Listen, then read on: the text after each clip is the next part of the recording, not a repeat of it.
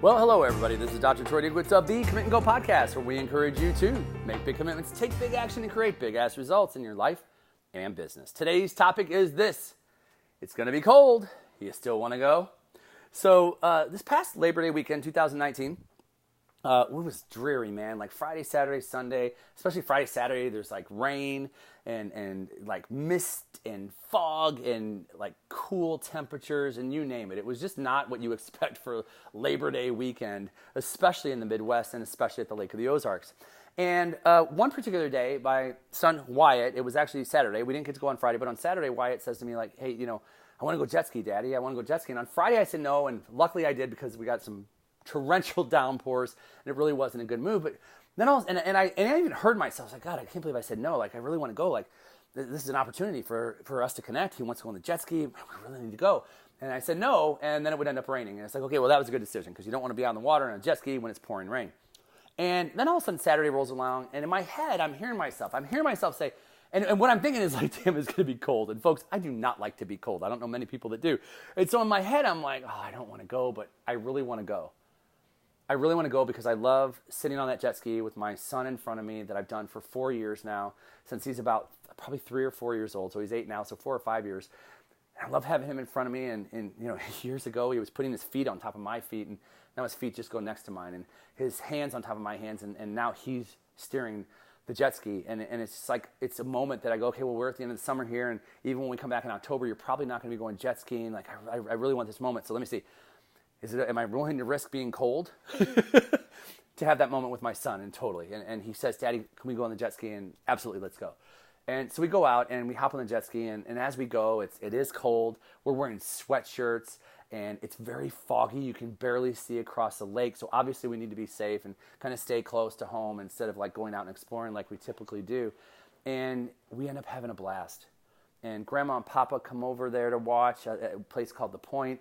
And Leah and Watson and Walker at 1-year-old is just waving at us, just so happy to see us. And Watson's waving and saying hi to us, and just, it was such a great, warm, fun moment. And in my mind, I'm thinking to myself, like, I know, there's a part of me that was just like, man, I don't want to go. I don't want to be cold. I don't mind getting caught. I don't think we're getting caught in the rain, but I really don't want to be cold.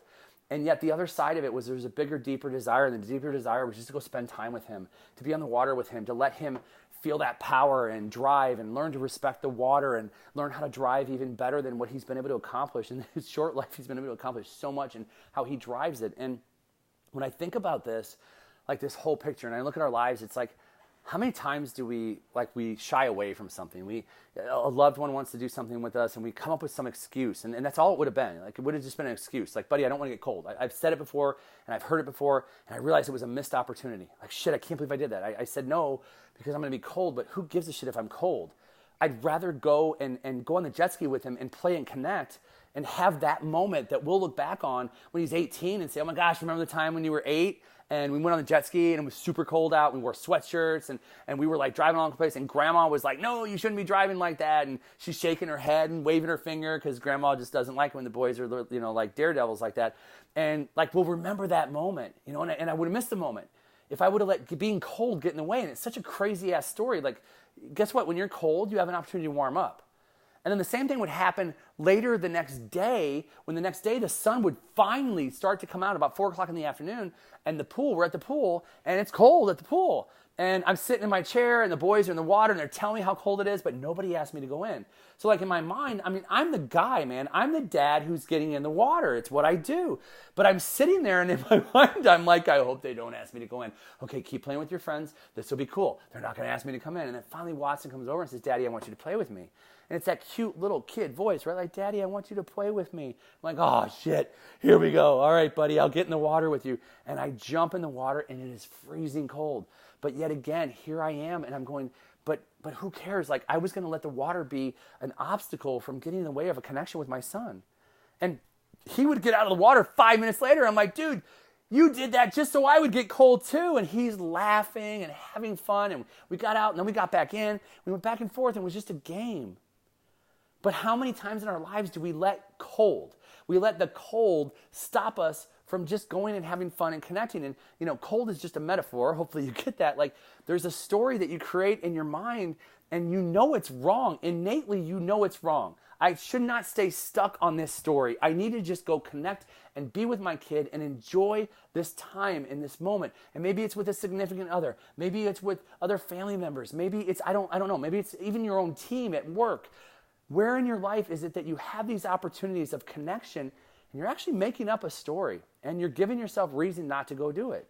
Like, I didn't want to be cold. It's a pretty damn good reason. And I'm telling him, if I can convince him that he doesn't want to be cold, then he'll say, yeah, I don't want to go because I don't want to get cold. But in my mind, I know it's bullshit. Because why not just go create that memory of being frickin' cold out on the water with your son?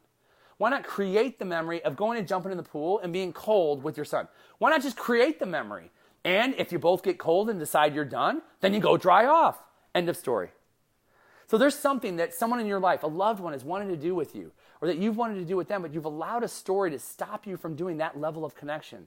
What is it? And yeah, this is really, like, when you look at it, you kind of look at this from a standpoint of, in body, we do this all the time in our health. Like, oh, I don't want to do that because blank. Like, it's going to be too cold. It's going to be too hot. It's going to be too wet. I don't like to run. I don't like to go up hills. I hate hills. And you know what? The hills are going to hurt my knees. And really, it's just a story that you're creating. You could go run the hills. You could. Or you could walk the hills. At least you'd be moving and going up a hill. In relationships, do it all the time. Oh, but I don't like to do blank. Look, my boys love to fish, and so we're out there fishing. I am not big on fishing. It's not my gig. But yet I spent 3 to 4 hours out there fishing with Wyatt. Why? Because it's an opportunity to create a connection. And I could have just as easily said, oh, you know what, dude? It's cloudy. It's going to rain. We stay inside. No, I stand by him. I go out there and with him and Watson fishing. It's not my jam. It's not what I do, but it's what they enjoy. So I'll connect with them and do that and learn and see the joy in their face when they catch something. So where in your life, in your relationships, just look across the board in your relationships, where is it that you need to start investing in those things that you don't necessarily want to do, but you know that loved one really wants to do it. Now, I don't mean anything that would be detrimental to your health here, folks, just to be clear. But where is it that maybe your spouse wants to go do glass blowing or something like that? And you're like, oh, I don't want to do that. They want to go make clay pots or they want to go do the painting thing where you get to drink wine and paint stuff and whatever. And they really want you to do it. And you don't want to do it because it's not my interest. What would happen if you went and did that? You'd create a memory. You'd create an experience.